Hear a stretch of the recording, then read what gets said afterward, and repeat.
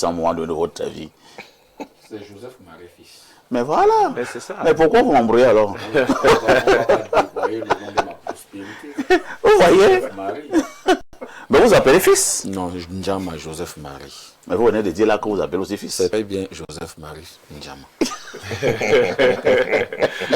Joseph Marie Ndjama, bonjour. Bonjour, Père Ferto. Comment tu vas? Et je vais très bien et merci pour l'amitié que tu m'as fait une nouvelle fois ce matin.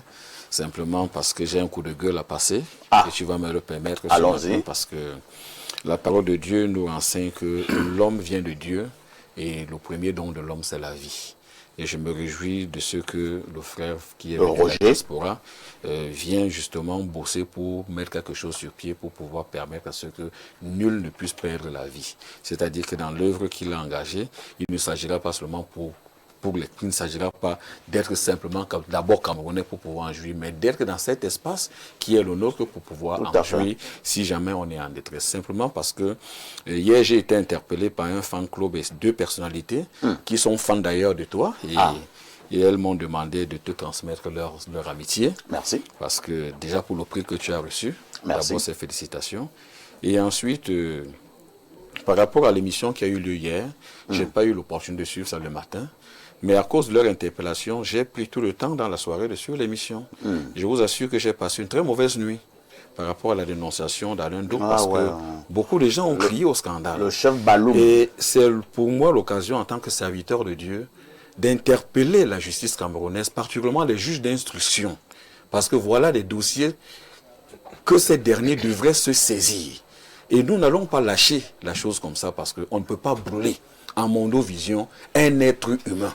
Il a un père, il a une mère, il a des frères, il a des amis.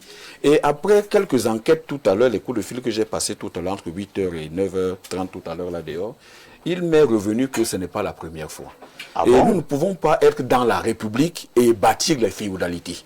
Il faut que ça s'arrête.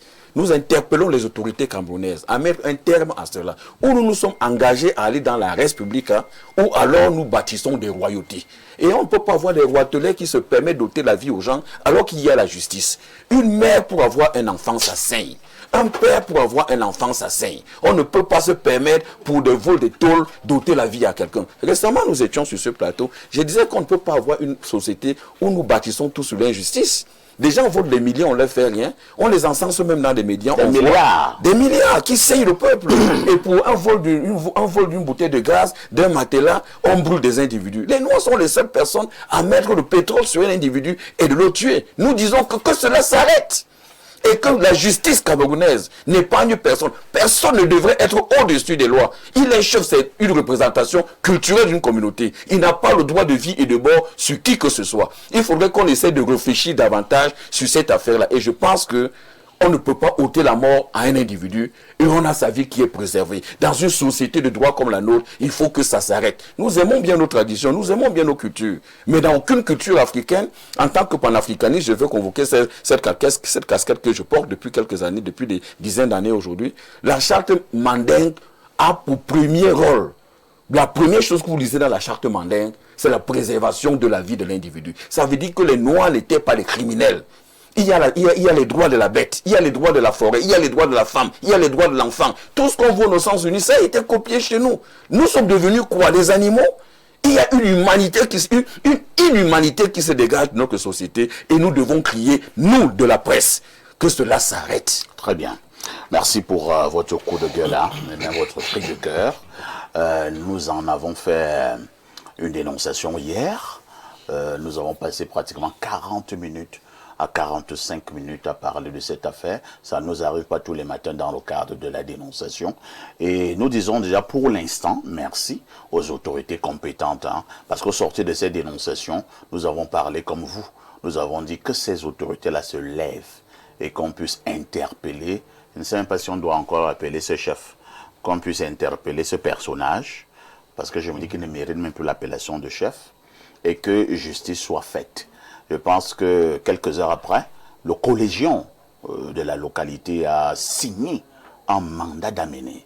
Il a signé un mandat d'amener. Ça veut dire que partout où on peut apercevoir ce personnage, même si c'est Renaud et Boto, il peut l'attraper et il appelle la police. Il dit tu ne pars pas. Tu tombes, je tombe avec toi. Tu te lèves, on se lève ensemble. On attend la police ou la gendarmerie. Donc, cela a été fait. J'ai appris qu'il est en fuite. Il est en fuite, mais je pense qu'il ne peut pas traverser facilement les frontières. On doit mettre la main sur lui. Et je pense également qu'avant de mettre la main sur lui, il avait quand même des complices.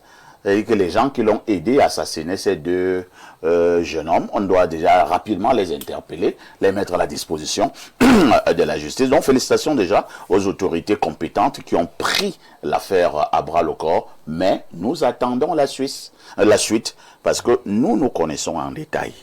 Nous attendons la suite. On va suivre cette affaire comme nous avons suivi l'affaire du bébé Matisse. Que le Seigneur rende justice dans cette affaire. Cela étant dit, Samuel, bonne journée.